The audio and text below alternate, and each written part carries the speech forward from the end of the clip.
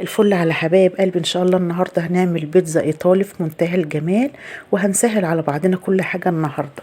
بس هنبدا بالحشو عشان تلحق تبرد معانا. انا مستخدمه معلقه من السمنه على معلقتين من الزيت، وهنزل بالفراخ اللي انا مقطعاها مكعبات واديها تشويحه كده لحد ما تنشف.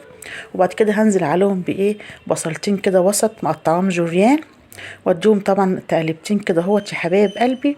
وبعد كده هنزل عليهم بالبهارات. ايه هي بقى البهارات؟ رشه طبعا من الفلفل الاسمر، ورشه من الملح، ورشه من البابريكا، ورشه من بهار الفراخ، وطبعا واحده مكعب ماجي حسب الرغبه. تمام اوي كده اهوت. واديهم طبعا تقلبتين تاني، وانزل عليهم بمعجون من الصلصه. تمام اوي كده اهوت.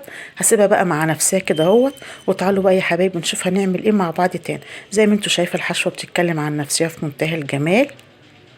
تعالوا بقى نعمل العجينه اللي اسهل منها مفيش. انا مستخدمه طبعا 5 كوبايات من الدقيق، ومعلقه كبيره من الخميره الفوريه، ورشه من الملح، ورشه من السكر، والميه الدافيه طبعا، ومعلقتين طبعا زبادي عشان يدوني طروه كده للعجينه، ومعلقتين من الزيت. طبعا حسب ما تاخد معايا العجينه الميه الدافيه. هعجن بقى بايدي عشان اشوف ملمس العجين. تمام اوي كده اهوت. انا عايزاها عجينه مفتوحه بس ما بتلزقش. انا طبعا دهنت الطبق حبه من الزيت كده اهوت بسيط. وطبعا انا هعمل 2 في 1، يعني هخمر واريح العجينه في نفس الوقت. شايفين جميله ازاي؟ هدهنها بس كده وشها من الزيت عشان ما تلزقش في الكيس اللي انا هسيبها تخمر فيه وتريح. هسيبها بقى في الجو دوت قد ساعه الا ربع كده تخمر، وارجعوا لي تاني. طبعا انا مستخدمه النهارده زي ما انتم شايفين اهوت. طبعا الفراخ اللي احنا عملناها مع بعض، وفلفل احمر وفلفل حامي، وطبعا فلفل حسب الرغبه اللي هو السبايسي. جميله اهوت. خمرت معايا كفايه. طبعا انا جايبه الصينيه دهنها من الزيت. هفردها بقى كده. طبعا شوفوا جمالها ازاي ريحت معايا واختمرت في نفس الوقت. هعمل لها بس كده حرف من الجنب، واشوكها كده عشان ما تقبش معاه زي العيش. هحط طبعا صوص البيتزا اللي انا طبعا عاملاه عندي متوفر في التلاجة. هنزل طبعا بميكس من الجبن الاول.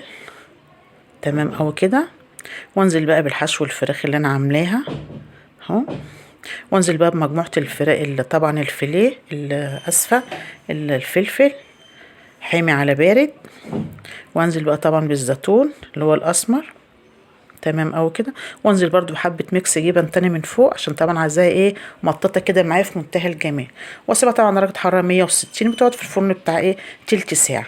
تعالوا بقى نقطعها كده بقى ونشوف جمالها يا حبايب قلبي. بسم الله الرحمن الرحيم. اللهم بارك. جميله جدا. شايفين حلوه ازاي؟ وطراوتها جميله جدا. وشوفوا بقى الجبنه مططه فيها ازاي، والطعم بقى تحفه. يلا بقى يا حبايب قلبي جربوا وقولوا له ايه رايكم. وطبعا ما تنسوش بقى ما تدعمونا وشير واشتراك في القناه عشان ينزلكم كل جديد. واشوفكم ان شاء الله على خير في فيديو جديد. والسلام عليكم ورحمه الله وبركاته.